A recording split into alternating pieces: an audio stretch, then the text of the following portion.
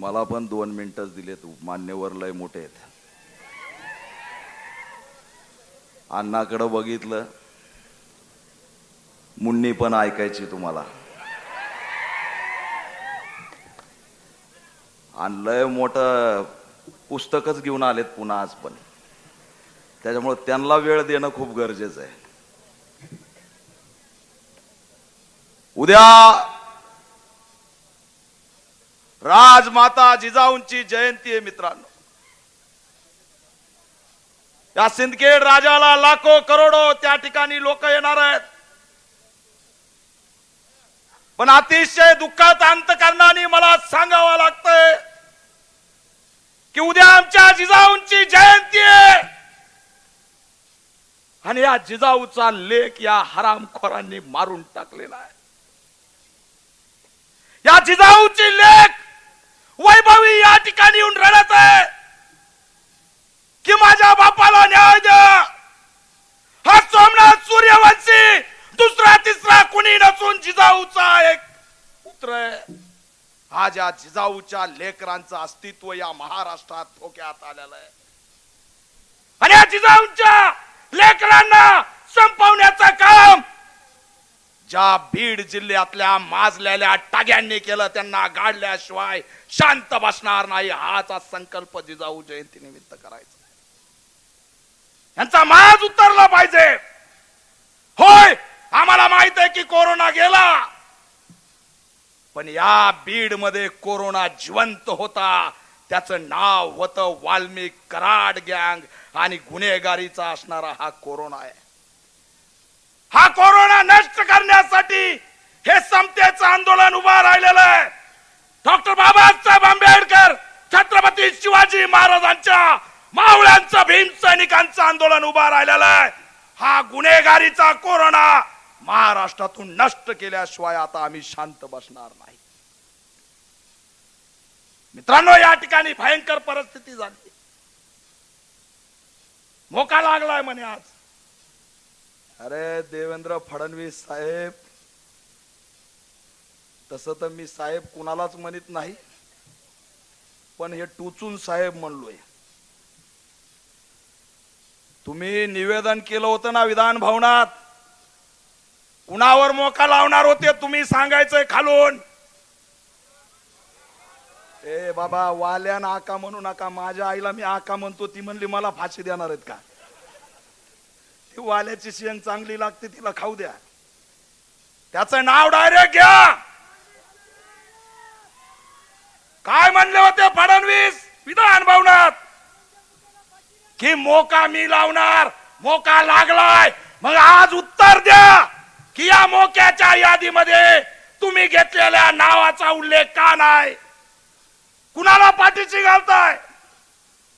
यात ज्यांनी ज्यांनी सगळं अट्रॉसिटी पासून जी पार्श्वभूमी खंडणीची सगळे त्यामध्ये मोक्यामध्ये आले पाहिजेत, ही आमची या ठिकाणी भूमिका आहे.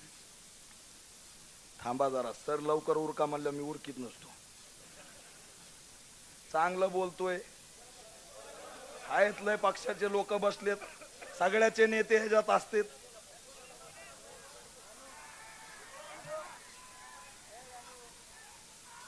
अरे राष्ट्रीय अध्यक्ष आहे मी, 36 जिल्ह्यात संघटन आहे, 4 राज्यात संघटन आहे. या वाल्मिक कराडला परळीच्या बाहेर कोणी ओळखीत नाही. त्या दीपक केदारला इकडे बिदर मध्ये गेलं तरी फोटो काढते. आणि हे असणाऱ्या मी बोलणार आहे. या ठिकाणी लक्ष्मण हाके नावाचं एक आलेलं आहे. मला चॅलेंज केलंय काल. केदार म्हणे मला अडवून दाखव.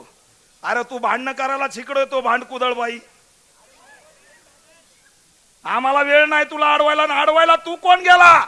अरे अडवायचं असेल तर आम्ही तिकडे पंतप्रधानाला अडवू, मुख्यमंत्र्याला अडवू, सरकार मधल्या लोकांना अडवू. अरे तुझ्यासारखा चिरकुट टिकुजीराव कोण गेला तुला अडवायला? मी म्हणलंय तू मोर्चे काढून दाखव. आता एक धनगर समाजाचा ढाब्या वागाला, त्यांनी ज्या पद्धतीने उत्तर दिलंय, आता जर हाके घराच्या बाहेर आले तर समजायचं की हे फुले शाहू आंबेडकरी विचारधारेचं नाहीच.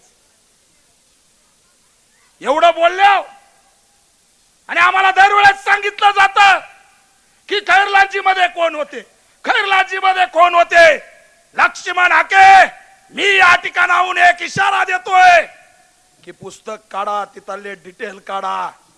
भंडारामध्ये कोणत्या जातीचे लोक होते आणि कोणत्या जातीच्या लोकांनी ते केलंय ते तुम्ही हिम्मत असेल तर पुढे आणा. कशाला जाती ते निर्माण करताय? अरे या महाराष्ट्रात गुन्हा गोविंदानी राहू द्या, या महाराष्ट्राला गुन्हा गोविंदानी जगू द्या. तुम्ही कुणाला या ठिकाणी या जातीवादाच्या विळख्यामध्ये टाकून मारताय, प्रतिमोर्चे काढताय. लाज वाटली पाहिजे या प्रतिमोर्चे काढणाराला. त्या दिवशी पैठणला अण्णा होते, तिरक्या डोळ्याचा चांगला समाचार घेतला. तवापासून गडी काय दिसा नाही. तरी बी मला वाटतं उद्या येईल, टकमक टकम बगन.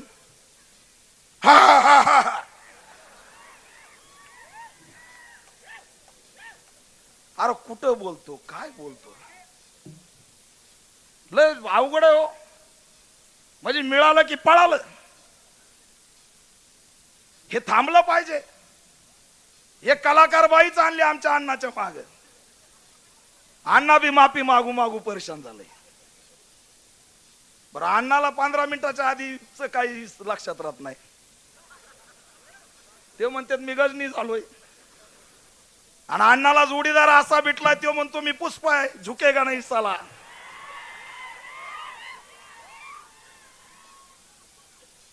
कलाकार आणले. आता ज्योतिताईने लय विनम्र तुम्हाला अभिवादन आव्हान केलंय.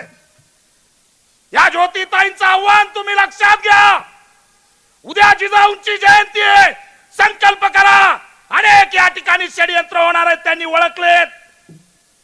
सकाळी मी बातमी वाचली, HMPV नावाचा आजार आलाय, कोरोना सारखा आहे म्हणे. आणि त्याचे 2-3 लोक सुद्धा सापडलेत. आता आरोग्य मंत्री कोण आहेत? मंत्री असे आहेत की लक्षात बी राहत नाहीत. आता तुम्हाला सांगतो, हा मुद्दा भटकवण्यासाठी यांना जर आवरलं नाही, हे संतोष देशमुखचं आंदोलन, सोमनाथ सूर्यवंशीचं आंदोलन जर का यांना आवरलं नाही तर हे पुन्हा लॉकडाऊन आणि हा नवा कोरोना आणल्याशिवाय राहणार नाही. ते एवढं असणार आहे या ठिकाणी लक्षात ठेवा. प्रतिमोर्चा आम्ही उधळून लावले. त्यांना कळालं की हे सहन करणार नाहीत. मला प्रश्न असा पडलाय, राग काय आहे ना, कुणाला यायचं ते येऊ द्या. ते 3.5 फुटाचं एक जण आहे बघा, त्यांनी आता हिंदू मुस्लिम लावायचा प्रयत्न सुरू केलाय.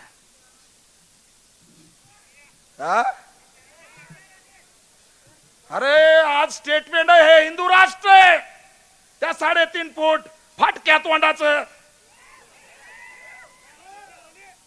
अरे आहे ना, आहे का हिंदू राष्ट्र आहे म्हणतायत, संविधान राष्ट्र आहे, हे आम्हाला मान्य आहे.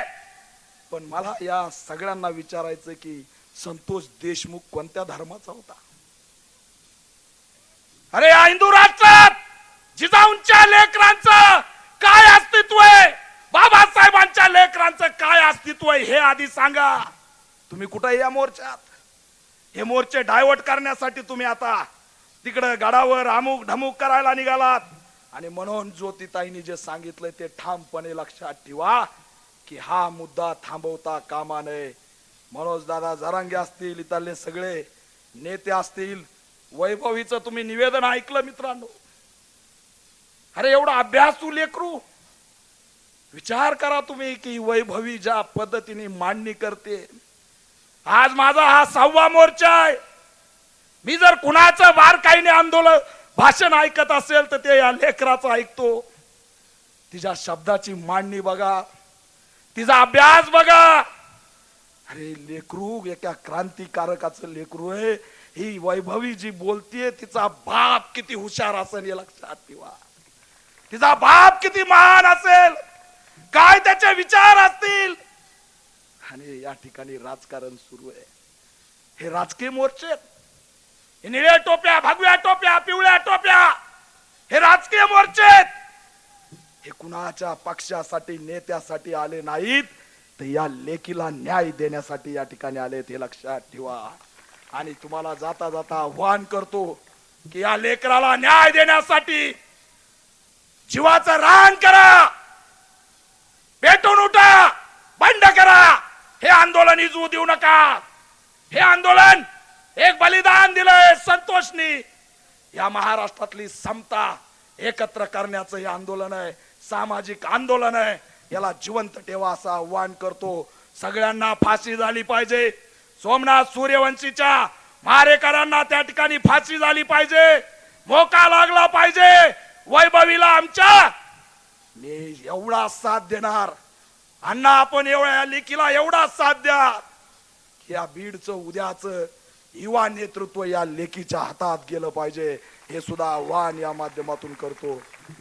अनेक नेते संपवलेत, बहुजनांचं अस्तित्व धोक्यात आलेलं आहे. प्रति मोर्चावाल्यांना आम्ही बघून घेऊ. लक्ष्मण हाके याच्यानंतर जातीय तेढ निर्माण करण्यासाठी मराठवाड्यात येऊ नका. आम्ही तर सोडा, पण हा ढाण्या वाघ धनगराचं लेकरू अहिल्याबाई होळकरांचं त्या ठिकाणी आवाज होऊन उभा आहे. तुम्ही आता मराठवाड्यात येऊ नका. तुम्हाला माड्याला कोणी विचारतं का नाही? मला बरेच जण म्हणते अरे हे कुठालंय रे, ह्याला तर इकडे कधी बघितलं नाही. हा असू द्या, त्याचं काय नाव घेता? ते आमच्या मनोज दादाचं नाव घेऊन जिवंत आहे. त्याला मनोज दादाचं नाव घेतलं नाही ना, आणि आता अण्णा आलेत पुन्हा सोबत. त्या दोघाचं नाव नाही घेतलं ना तर भाकर मिळायची नाही. काय खरं असल्याच. आणि आमच्या मनोज दादाला म्हणे 35 किलो आहे. अरे तू कधी येऊन उचलून बघितलं बाबा?